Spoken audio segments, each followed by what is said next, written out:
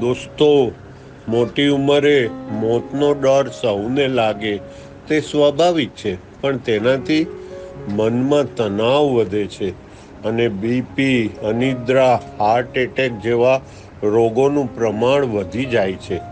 તો કરવું શું? આ ઉંમરે ડર શેનો લાગે?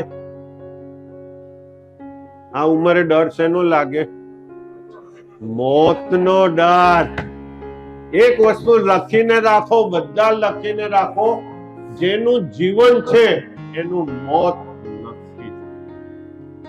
કોઈ બી હોય, અમર થઈને કોઈ આવ્યું નથી. ખ્યાલ આવ્યો? જેનું જીવન છે એનું મોત નથી. એટલે એ બીકમાંથી તો મુક્ત થઈ ગયા. હવે આપણે જવાનું તો છે જ, આજે જઈએ કાલે જઈએ. મોતનો ડર કાઢી નાખો. એક વસ્તુ શીખવા જેવી છે, માનવ શરીરને અને આત્મા બે જુદા જ છે.